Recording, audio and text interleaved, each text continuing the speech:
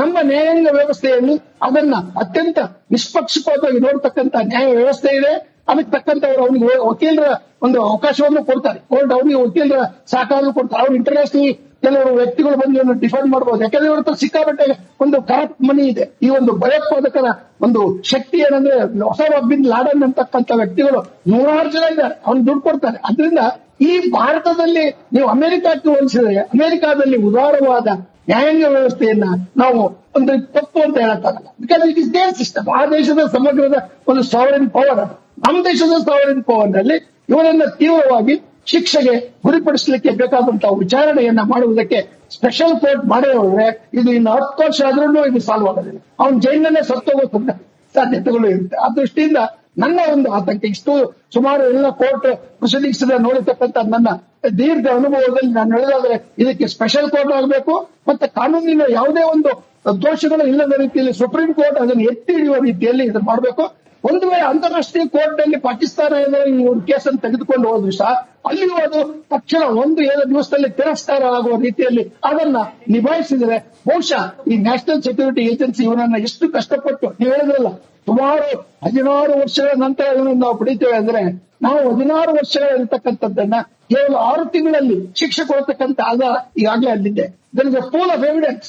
You bring that evidence, place it before the court and see that fellow is punished with the maximum exemplary punishment. ಅದಕ್ಕೆ ಹೇಳಿದ್ದು. ಚಂದ್ರಪುರಾಣಿಕರು ಇನ್ನೊಂದು ವಿಚಾರ ಕೇಳಬೇಕು ತಮ್ಮಿಂದ. ಈ ವಿಚಾರಣೆ ಪ್ರಕ್ರಿಯೆ ಯಾವ ರೀತಿ ಇರುತ್ತೆ ಅಂತ, ಮುಖ್ಯವಾಗಿ ವಿಚಾರಣೆ ಸಂದರ್ಭದಲ್ಲಿ ಯಾವೆಲ್ಲ ವಿಚಾರಗಳ ಬಗ್ಗೆ ಮಾಹಿತಿ ಕಲೆ ಹಾಕುವಂತ ಕೆಲಸ ಆಗುತ್ತೆ? ಈ ದಾಳಿಕೋರಿಗೆ ಹಣ ಎಲ್ಲಿಂದ ಬಂತು, ಎಲ್ಇಟಿ ಸಹಾಯಕರ ಬಗ್ಗೆ ಮತ್ತು ಈ ದಾಳಿಯ ವಿಚಾರ ಏನೆಲ್ಲ ಪ್ರಸ್ತಾಪ ಆಗ್ಬೋದು ಅಂತ ಅಲ್ಲಿ ಅದು ಡೇವಿಡ್ ಹೆಡ್ಲಿ ನಡೆದು ಗೊತ್ತಾಗುತ್ತೆ. ಯಾಕಂದ್ರೆ ಅವನು ಅಮೆರಿಕದ ಜೈಲ್ಗೆ 35 ವರ್ಷ ಜೈಲ್ ಹಾಕ್ಬಿಡಿ ಅವನಲ್ಲ ಸಾಯ್ತಾನೆ.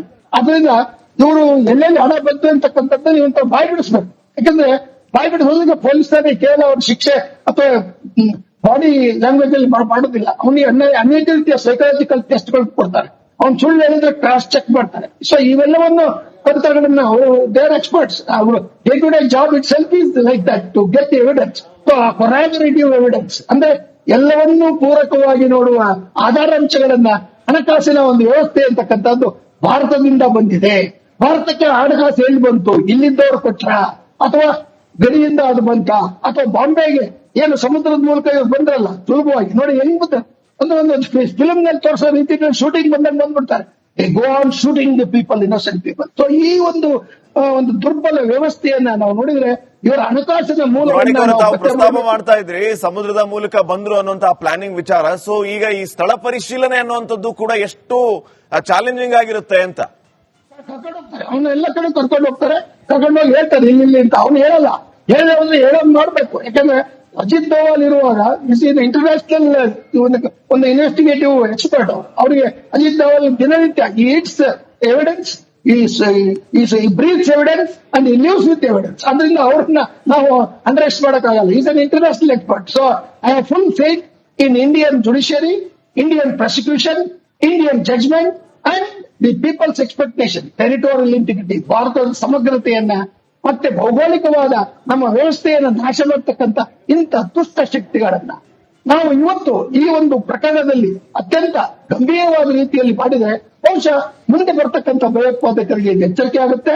ಮತ್ತೆ ಕಾನೂನಿನ ಪ್ರಕ್ರಿಯೆಯಲ್ಲಿ ಭಾರತ ಒಂದು ನಿಷ್ಪಕ್ಷಪಾತವಾದ ತನಿಖೆಯನ್ನು ಮಾಡಿ ಅವನಿಗೆ ಒಂದು ಶಿಕ್ಷೆಯನ್ನು ಕೊಟ್ಟಿದ್ದಾರೆ. ನಾನು ಮೊದಲೇ ಹೇಳಿದಾಗೆ ಆತನಿಗೆ no less than death punishment, ಗಲ್ಲು ಶಿಕ್ಷೆಗಿಂತ ಕಡಿಮೆ ಕೊಟ್ಟರೆ ಆ ಒಂದು ಸಾವಿರಾರು ಜನರ ಮನೆಗಳು ನಾಶವಾಗಿರ್ತಕ್ಕಂಥದ್ದು, ವಿಧವೆಯಾಗಿರ್ತಕ್ಕಂಥದ್ದು, 166 ನಿರಪರಾಧಿ ವ್ಯಕ್ತಿಗಳು ತಾಜ್ ಹೋಟೆಲ್ನಲ್ಲಿ, ರಸ್ತೆಯಲ್ಲಿ ಮತ್ತೆ ಆ ಯಹೂದಿ ದೇವಾಲಯದಲ್ಲಿ ಸತ್ತು ಹೋಗಿರ್ತಕ್ಕಂಥ ಆತ್ಮಕ್ಕೆ ಏನಾದರೂ ಶಾಂತಿ ಬರಬೇಕಾದ್ರೆ ಆತನಿಗೆ ಒಂದು ಸಿಂಬಾಲಿಕ್ ಆಗಿ ಒಂದು ರೀತಿಯಲ್ಲಿ ಆದರ್ಶದ ದೃಷ್ಟಿಯಲ್ಲಿ ಆತನಿಗೆ ಗಲ್ಲು ಶಿಕ್ಷೆ ಆದ್ರೆ ಭಾರತದ ನ್ಯಾಯಾಂಗ ವ್ಯವಸ್ಥೆಯ ಹಿರಿಮೆ ಹೆಚ್ಚಾಗುತ್ತೆ. ಈ ಗಲ್ಲು ಶಿಕ್ಷೆಯಿಂದ ಯಾರು ದುಃಖ ಪಡುವ ಅಗತ್ಯ ಇಲ್ಲ. ಕಾರಣ ಅವನು ಕೊಲ್ಲುವಾಗ ಅವನಿಗೆ ಇಲ್ಲದೆ ಇರತಕ್ಕಂಥ ಕರುಣೆಯನ್ನ ನೀವು ಕೇವಲ ನಾಗರಿಕತೆಯ ದೃಷ್ಟಿಯಿಂದ ಕರುಣೆ ತೋರಿಸುವುದಾದ್ರೆ ಅದು ಹಿಪೋಕ್ರಸಿ ಆಗುತ್ತೆ, ಆಷಾಢಭೂತಿ ತರ ಆಗುತ್ತೆ. ಆ ದೃಷ್ಟಿಯಿಂದ ಈ ಒಂದು ಗಂಭೀರವಾದ ವ್ಯವಸ್ಥೆಯ ಒಂದು ಸಿಸ್ಟಮ್ ನಲ್ಲಿ ಅವನಿಗೆ ಒಂದು ತ್ವರಿತಗತಿಯ ಒಂದು ಕ್ವಿಕ್ ಆಗಿರ್ತಕ್ಕಂಥ ಒಂದು ಜಡ್ಜ್ಮೆಂಟ್ ಅನ್ನ ಕೊಡ್ತಕ್ಕಂಥ ಒಂದು ನ್ಯಾಯ ವ್ಯವಸ್ಥೆ ನಮ್ಮಲ್ಲಿದೆ. ನಮ್ಗೆ ಆ ನಂಬಿಕೆ ಇದೆ. ಮತ್ತು ಅದನ್ನ ಯಾರಾದ್ರೂ ಪ್ರಶ್ನೆ ಮಾಡಬಹುದು. ಅದಕ್ಕೆ ಹೇಳಿದ್ರೆ ಅವನಿಗೆ ಲಾಯರ್ ಸಹಾಯವನ್ನು ಕೊಡ್ತಾರೆ. ಆದ್ರೆ ಆ ಲಾಯರ್ಗಳು ಯಾರು ಬಂದು ನಮ್ಮಲ್ಲಿರ್ತಕ್ಕಂಥ ದುಡ್ಡಿಗೋಸ್ಕರ ಕ್ರಿಮಿನಲ್ಗಳನ್ನು ಬಚಾವ್ ಮಾಡ್ತಕ್ಕಂಥ ಲಾಯರ್ ಆಗಬಾರ್ದು. ಅತ್ಯಂತ ಪ್ರಾಮಾಣಿಕವಾಗಿ ದೇಶಭಕ್ತಿ ಯಾರು ಸಂವಿಧಾನದ ಮೇಲೆ ಪ್ರತಿಜ್ಞೆಯನ್ನು ಮಾಡ್ತಾರೋ ಅಂತವರು ನ್ಯಾಯಾಲಯದಲ್ಲಿ ಚರ್ಚೆ ಮಾಡುವ ಅಥವಾ ವಾದ ಮಾಡುವ ವಕೀಲರಾಗಬೇಕು. ಆ ನ್ಯಾಯವಾದಿಗಳು ಅಂತವರು ಇರ್ಬೇಕು.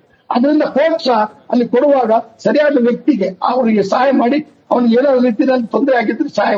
ಸೊ ಅದೊಂದು ಮಾನವೀಯ ದೃಷ್ಟಿ ಅಷ್ಟೇ. ಬಟ್ ಮಾನವೀಯ ದೃಷ್ಟಿ ಅಂತ ಹೇಳಿ ನೀವು ಒಬ್ಬ ಸಾವಿರಾರು ಜನರ ಜೀವನವನ್ನ ನಾಶ ಮಾಡಿದಂತ ಒಂದು ದೇಶದ ಸಮಗ್ರತೆಯನ್ನ ಇಡೀ ನಮ್ಮ ಸೈನ್ಯ, ನಮ್ಮ ಏರ್ ಫೋರ್ಸ್, ನಮ್ಮ ನೇವಿ ಇಷ್ಟೆಲ್ಲ ಇದ್ರೂ ಸಹ ಅವನು ಬಾಂಬೆಯಲ್ಲಿ ನುಸುಳಿ ಬಂದು ಜನರನ್ನು ಕೊಲ್ತಾನೆ ಅಂದ್ರೆ ಇದಕ್ಕಿಂತ ದುಃಖಕರವಾದ, ಅತ್ಯಂತ ಹೇಯವಾದ, ಅತ್ಯಂತ ಕ್ರೂರವಾದ ಒಂದು ಘಟನೆಯನ್ನ ನಾವು ಊಹಿಸ್ಲಿಕ್ಕೆ ಸಾಧ್ಯ ಇಲ್ಲ. It is like an war.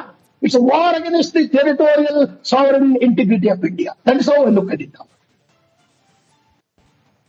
S, ಮತ್ತೆ ಸಂಪರ್ಕ ಮಾಡ್ತೀವಿ ಪುರಾಣಿಕ್ ಸರ್. ನಮ್ಮ ನ್ಯಾಯಾಂಗ ವ್ಯವಸ್ಥೆಯಲ್ಲಿ ಅದನ್ನ ಅತ್ಯಂತ ನಿಷ್ಪಕ್ಷಪಾತವಾಗಿ ನೋಡ್ತಕ್ಕಂಥ ನ್ಯಾಯ ವ್ಯವಸ್ಥೆ ಇದೆ. ಅದಕ್ಕೆ ತಕ್ಕಂತವ್ರು ಅವನಿಗೆ ವಕೀಲರ ಒಂದು ಅವಕಾಶವನ್ನು ಕೊಡ್ತಾರೆ. ಕೋರ್ಟ್ ಅವನಿಗೆ ವಕೀಲರ ಸಹಕಾರ ಕೊಡ್ತಾರೆ. ಅವ್ರು ಇಂಟರ್ನ್ಯಾಷನಲ್ ಕೆಲವರು ವ್ಯಕ್ತಿಗಳು ಬಂದು ಇವನು ಡಿಫೆಂಡ್ ಮಾಡಬಹುದು. ಯಾಕಂದ್ರೆ ಇವ್ರ ಹತ್ರ ಸಿಕ್ಕಾಪಟ್ಟೆ ಒಂದು ಕರಪ್ಟ್ ಮನಿ ಇದೆ. ಈ ಒಂದು ಭಯೋತ್ಪಾದಕರ ಒಂದು ಶಕ್ತಿ ಏನಂದ್ರೆ ಒಸಾಮಾ ಬಿನ್ ಲಾಡನ್ ಅಂತಕ್ಕಂಥ ವ್ಯಕ್ತಿಗಳು 100 ಜನ ಇದ್ದಾರೆ. ಅವ್ನು ದುಡ್ಡು ಕೊಡ್ತಾನೆ. ಅದರಿಂದ ಈ ಭಾರತದಲ್ಲಿ ನೀವು ಅಮೆರಿಕಕ್ಕೆ ಹೋಲಿಸಿದ್ರೆ ಅಮೆರಿಕಾದಲ್ಲಿ ಉದಾರವಾದ ನ್ಯಾಯಾಂಗ ವ್ಯವಸ್ಥೆಯನ್ನ ನಾವು ಒಂದು ತಪ್ಪು ಅಂತ ಹೇಳಕ್ಕಾಗಲ್ಲ. Because it is their system. ಆ ದೇಶದ ಸಮಗ್ರದ ಒಂದು ಸಾವರಿನ್ ಪವರ್ ಅದು. ನಮ್ಮ ದೇಶದ ಸಾವರಿನ್ ಪವರ್ ನಲ್ಲಿ ಇವರನ್ನ ತೀವ್ರವಾಗಿ ಶಿಕ್ಷೆಗೆ ಗುರಿಪಡಿಸಲಿಕ್ಕೆ ಬೇಕಾದಂತಹ ವಿಚಾರಣೆಯನ್ನ ಮಾಡುವುದಕ್ಕೆ ಸ್ಪೆಷಲ್ ಕೋರ್ಟ್ ಮಾಡೇ ಹೋದ್ರೆ ಇದು ಇನ್ನು 10 ವರ್ಷ ಆದ್ರೂ ಇದು ಸಾಲ್ವ್ ಆಗೋದಿಲ್ಲ. ಅವ್ನು ಜೈಲಿನಲ್ಲೇ ಸತ್ತೋಗೋಕೆ ಸಾಧ್ಯತೆಗಳು ಇರುತ್ತೆ. ಆ ದೃಷ್ಟಿಯಿಂದ ನನ್ನ ಒಂದು ಆತಂಕ ಇಷ್ಟು ಸುಮಾರು ಎಲ್ಲ ಕೋರ್ಟ್ ಪ್ರೊಸೀಡಿಂಗ್ಸ್ ನೋಡಿರ್ತಕ್ಕಂಥ ನನ್ನ ದೀರ್ಘ ಅನುಭವದಲ್ಲಿ ನಾನು ಹೇಳಿದಾದ್ರೆ ಇದಕ್ಕೆ ಸ್ಪೆಷಲ್ ಕೋರ್ಟ್ ಆಗಬೇಕು. ಮತ್ತೆ ಕಾನೂನಿನ ಯಾವುದೇ ಒಂದು ದೋಷಗಳು ಇಲ್ಲದ ರೀತಿಯಲ್ಲಿ ಸುಪ್ರೀಂ ಕೋರ್ಟ್ ಅದನ್ನು ಎತ್ತಿ ಹಿಡಿಯುವ ರೀತಿಯಲ್ಲಿ ಇದನ್ನು ಮಾಡಬೇಕು. ಒಂದು ವೇಳೆ ಅಂತಾರಾಷ್ಟ್ರೀಯ ಕೋರ್ಟ್ ನಲ್ಲಿ ಪಾಕಿಸ್ತಾನ ಈ ಒಂದು ಕೇಸನ್ನು ತೆಗೆದುಕೊಂಡು ಹೋದ್ರು ಸಹ ಅಲ್ಲಿಯೂ ಅದು ತಕ್ಷಣ 1-2 ದಿವಸದಲ್ಲಿ ತಿರಸ್ಕಾರ ಆಗುವ ರೀತಿಯಲ್ಲಿ ಅದನ್ನ ನಿಭಾಯಿಸಿದರೆ ಬಹುಶಃ ಈ ನ್ಯಾಷನಲ್ ಸೆಕ್ಯೂರಿಟಿ ಏಜೆನ್ಸಿ ಇವನನ್ನ ಎಷ್ಟು ಕಷ್ಟಪಟ್ಟು ನೀವು ಹೇಳಿದ್ರಲ್ಲ ಸುಮಾರು 16 ವರ್ಷಗಳ ನಂತರ ಇವನನ್ನು ನಾವು ಪಡಿತೇವೆ ಅಂದ್ರೆ ನಾವು 16 ವರ್ಷಗಳ ಇರತಕ್ಕಂಥದ್ದನ್ನ ಕೇವಲ 6 ತಿಂಗಳಲ್ಲಿ ಶಿಕ್ಷೆ ಕೊಡತಕ್ಕಂಥ ಆಧಾರ ಈಗಾಗಲೇ ಅಲ್ಲಿದೆ. There is a pool of evidence. You bring that evidence, place it before the court and see that fellow is punished with the maximum exemplary punishment. ಅದಕ್ಕೆ ಹೇಳಿದ್ದು. ಚಂದ್ರಪುರಾಣಿಕರು ಇನ್ನೊಂದು ವಿಚಾರ ಕೇಳಬೇಕು ತಮ್ಮಿಂದ. ಈ ವಿಚಾರಣೆ ಪ್ರಕ್ರಿಯೆ ಯಾವ ರೀತಿ ಇರುತ್ತೆ ಅಂತ, ಮುಖ್ಯವಾಗಿ ವಿಚಾರಣೆಯ ಸಂದರ್ಭದಲ್ಲಿ ಯಾವೆಲ್ಲ ವಿಚಾರಗಳ ಬಗ್ಗೆ ಮಾಹಿತಿ ಕಲೆ ಹಾಕುವಂತ ಕೆಲಸ ಆಗುತ್ತೆ? ಈ ದಾಳಿಕೋರಿಗೆ ಹಣ ಎಲ್ಲಿಂದ ಬಂತು, ಎಲ್ಇಟಿ ಸಹಾಯಕರ ಬಗ್ಗೆ ಮತ್ತು ಈ ದಾಳಿಯ ವಿಚಾರ ಏನೆಲ್ಲ ಪ್ರಸ್ತಾಪ ಆಗ್ಬೋದು ಅಂತ ಅಲ್ಲಿ ಅದು ಡೇವಿಡ್ ಹೆಡ್ಲಿ ನಡೆದು ಗೊತ್ತಾಗುತ್ತೆ. ಯಾಕಂದ್ರೆ ಅವನು ಅಮೆರಿಕದ ಜೈಲ್ಗೆ 35 ವರ್ಷ ಜೈಲ್ ಹಾಕ್ಬಿಟ್ಟಿದ್ದಾರೆ. ಅವನಲ್ಲೇ ಸಾಯ್ತಾನೆ. ಅದರಿಂದ ಇವರು ಎಲ್ಲೆಲ್ಲಿ ಹಣ ಬಂತು ಅಂತಕ್ಕಂಥದ್ದು ನೀವು ಬಾಯ್ ಬಿಡಿಸ್ಬೇಕು. ಯಾಕಂದ್ರೆ ಬಾಯ್ ಬಿಡಿಸೋದಕ್ಕೆ ಪೊಲೀಸರಿಗೆ ಕೇವಲ ಅವ್ರ ಶಿಕ್ಷೆ ಅಥವಾ ಬಾಡಿ ಲ್ಯಾಂಗ್ವೇಜ್ ಅಲ್ಲಿ ಮಾಡೋದಿಲ್ಲ. ಅವನಿಗೆ ಅನೇಕ ರೀತಿಯ ಸೈಕಾಲಜಿಕಲ್ ಟೆಸ್ಟ್ಗಳು ಕೊಡ್ತಾರೆ. ಅವ್ನು ಸುಳ್ಳು ಹೇಳಿದ್ರೆ ಕ್ರಾಸ್ ಚೆಕ್ ಮಾಡ್ತಾರೆ. ಸೊ ಇವೆಲ್ಲವನ್ನು ಕರ್ತಗಳನ್ನ ಅವರು ದೇರ್ ಎಕ್ಸ್ಪರ್ಟ್ಸ್. ಅವರು day to day job itself is like that to get evidence, corroborative evidence. ಅಂದ್ರೆ ಎಲ್ಲವನ್ನೂ ಪೂರಕವಾಗಿ ನೋಡುವ ಆಧಾರಾಂಶಗಳನ್ನ ಹಣಕಾಸಿನ ಒಂದು ವ್ಯವಸ್ಥೆ ಅಂತಕ್ಕಂಥದ್ದು ಭಾರತದಿಂದ ಬಂದಿದೆ.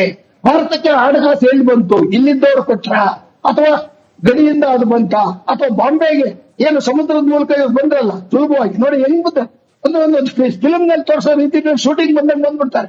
They go on shooting the people, innocent people. So ಈ ಒಂದು ದುರ್ಬಲ ವ್ಯವಸ್ಥೆಯನ್ನ ನಾವು ನೋಡಿದ್ರೆ ಇವರ ಹಣಕಾಸಿನ ಪ್ರಸ್ತಾಪ ಮಾಡ್ತಾ ಇದ್ರಿ, ಸಮುದ್ರದ ಮೂಲಕ ಬಂದ್ರು ಅನ್ನುವಂತಹ ಪ್ಲಾನಿಂಗ್ ವಿಚಾರ. ಸೊ ಈಗ ಈ ಸ್ಥಳ ಪರಿಶೀಲನೆ ಅನ್ನುವಂಥದ್ದು ಕೂಡ ಎಷ್ಟು ಚಾಲೆಂಜಿಂಗ್ ಆಗಿರುತ್ತೆ ಅಂತ ಕರ್ಕೊಂಡು ಹೋಗ್ತಾರೆ. ಅವನು ಎಲ್ಲ ಕಡೆ ಕರ್ಕೊಂಡು ಹೋಗ್ತಾರೆ, ಕರ್ಕೊಂಡೋಗಿ ಹೇಳ್ತಾರೆ ಇಲ್ಲಿ ಅಂತ. ಅವನು ಹೇಳಲ್ಲ, ಹೇಳೋದು ಮಾಡ್ಬೇಕು. ಯಾಕಂದ್ರೆ ಅಜಿತ್ ದೋವಾಲ್ ಇರುವಾಗ ಇಂಟರ್ನ್ಯಾಷನಲ್ ಒಂದು ಇನ್ವೆಸ್ಟಿಗೇಟಿವ್ ಎಕ್ಸ್ಪರ್ಟ್. ಅವರಿಗೆ ಅಜಿತ್ ದೋವಾಲ್ ದಿನನಿತ್ಯ eats evidence, he breathes evidence and he lives with evidence. ಅದರಿಂದ ಅವ್ರನ್ನ ನಾವು ಅಂಡರ್ ಎಸ್ಟ್ ಮಾಡಕ್ಕಾಗಲ್ಲ. Is an international expert. So I have full faith in Indian judiciary, Indian prosecution, Indian judgement and the people's expectation, territorial integrity, ಭಾರತದ ಸಮಗ್ರತೆಯನ್ನ ಮತ್ತೆ ಭೌಗೋಳಿಕವಾದ ನಮ್ಮ ವ್ಯವಸ್ಥೆಯನ್ನು ನಾಶ ಮಾಡತಕ್ಕಂಥ ಇಂಥ ದುಷ್ಟ ಶಕ್ತಿಗಳನ್ನ ನಾವು ಇವತ್ತು ಈ ಒಂದು ಪ್ರಕರಣದಲ್ಲಿ ಅತ್ಯಂತ ಗಂಭೀರವಾದ ರೀತಿಯಲ್ಲಿ ಮಾಡಿದರೆ ಬಹುಶಃ ಮುಂದೆ ಬರ್ತಕ್ಕಂಥ ಭಯೋತ್ಪಾದಕರಿಗೆ ಎಚ್ಚರಿಕೆ ಆಗುತ್ತೆ.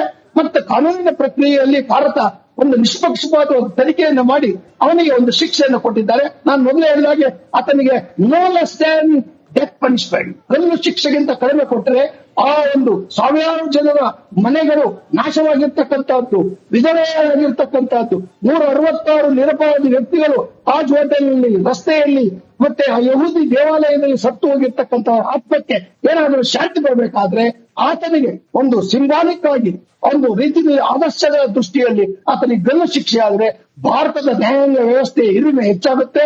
ಈ ಗಲ್ಲು ಶಿಕ್ಷೆಯಿಂದ ಯಾರು ದುಃಖ ಪಡುವ ಅಗತ್ಯ ಇಲ್ಲ. ಕಾರಣ ಅವನು ಕೊಲ್ಲುವಾಗ ಅವನಿಗೆ ಇಲ್ಲದೆ ಇರತಕ್ಕಂಥ ಕರುಣೆಯನ್ನ ನೀವು ಕೇವಲ ನಾಗರಿಕತೆಯ ದೃಷ್ಟಿಯಿಂದ ಕರುಣೆ ತೋರಿಸುವುದಾದ್ರೆ ಅದು ಹಿಪೋಕ್ರಸಿ ಆಗುತ್ತೆ, ಆಷಾಢಭೂತಿ ತರ ಆಗುತ್ತೆ. ಆ ದೃಷ್ಟಿಯಿಂದ ಈ ಒಂದು ಗಂಭೀರವಾದ ವ್ಯವಸ್ಥೆಯ ಒಂದು ಸಿಸ್ಟಮ್ ನಲ್ಲಿ ಅವನಿಗೆ ಒಂದು ತ್ವರಿತಗತಿಯ ಒಂದು ಕ್ವಿಕ್ ಆಗಿರ್ತಕ್ಕಂಥ ಒಂದು ಜಡ್ಜ್ಮೆಂಟ್ ಅನ್ನ ಕೊಡ್ತಕ್ಕಂಥ ಒಂದು ನ್ಯಾಯ ವ್ಯವಸ್ಥೆ ನಮ್ಮಲ್ಲಿದೆ. ನಮ್ಗೆ ಆ ನಂಬಿಕೆ ಇದೆ. ಮತ್ತು ಅದನ್ನ ಯಾರಾದ್ರೂ ಪ್ರಶ್ನೆ ಮಾಡಬಹುದು. ಅದಕ್ಕೆ ನಾನು ಹೇಳಿದಲ್ಲ, ಅವನಿಗೆ ಲಾಯರ್ ಸಹಾಯವನ್ನು ಕೊಡ್ತಾರೆ. ಆದ್ರೆ ಆ ಲಾಯರ್ಗಳು ಯಾರು ಬಂದು ನಮ್ಮಲ್ಲಿರ್ತಕ್ಕಂಥ ದುಡ್ಡಿಗೋಸ್ಕರ ಕ್ರಿಮಿನಲ್ಗಳನ್ನು ಬಚಾವ್ ಮಾಡ್ತಕ್ಕಂಥ ಲಾಯರ್ ಆಗಬಾರ್ದು. ಅತ್ಯಂತ ಪ್ರಾಮಾಣಿಕವಾಗಿ ದೇಶಭಕ್ತಿ ಯಾರು ಸಂವಿಧಾನದ ಮೇಲೆ ಪ್ರತಿಜ್ಞೆಯನ್ನು ಮಾಡ್ತಾರೋ ಅಂತವರು ನ್ಯಾಯಾಲಯದಲ್ಲಿ ಚರ್ಚೆ ಮಾಡುವ ಅಥವಾ ವಾದ ಮಾಡುವ ವಕೀಲರಾಗಬೇಕು. ಆ ನ್ಯಾಯವಾದಿಗಳು ಅಂತವರು ಇರ್ಬೇಕು. ಅದರಿಂದ ಕೋರ್ಟ್ ಅಲ್ಲಿ ಕೊಡುವಾಗ ಸರಿಯಾದ ವ್ಯಕ್ತಿಗೆ ಅವರಿಗೆ ಸಹಾಯ ಮಾಡಿ ಅವನಿಗೆ ಏನೋ ರೀತಿಯಲ್ಲಿ ತೊಂದರೆ ಆಗಿದ್ರೆ ಸಹಾಯ. ಸೊ ಅದೊಂದು ಮಾನವೀಯ ದೃಷ್ಟಿ ಅಷ್ಟೇ. ಬಟ್ ಮಾನವೀಯ ದೃಷ್ಟಿ ಅಂತ ಹೇಳಿದೀವು, ಒಬ್ಬ ಸಾವಿರಾರು ಜನರ ಜೀವನವನ್ನ ನಾಶ ಮಾಡಿದಂತ ಒಂದು ದೇಶದ ಸಮಗ್ರತೆಯನ್ನ ಇಡೀ ನಮ್ಮ ಸೈನ್ಯ, ನಮ್ಮ ಏರ್ ಫೋರ್ಸ್, ನಮ್ಮ ನೇವಿ ಇಷ್ಟೆಲ್ಲ ಇದ್ರೂ ಸಹ ಅವನು ಬಾಂಬೆಯಲ್ಲಿ ನುಸುಳಿ ಬಂದು ಜನರನ್ನು ಕೊಲ್ತಾನೆ ಅಂದ್ರೆ ಇದಕ್ಕಿಂತ ದುಃಖಕರವಾದ, ಅತ್ಯಂತ ಹೇಯವಾದ, ಅತ್ಯಂತ ಕ್ರೂರವಾದ ಒಂದು ಘಟನೆಯನ್ನ ನಾವು ಊಹಿಸ್ಲಿಕ್ಕೆ ಸಾಧ್ಯ ಇಲ್ಲ. It is like an war. It's a war against the territorial sovereign integrity of India. That is how I look at it. ಮತ್ತೆ ಸಂಪರ್ಕ ಮಾಡ್ತೀವಿ ಪುರಾಣಿಕ್ ಸರ್.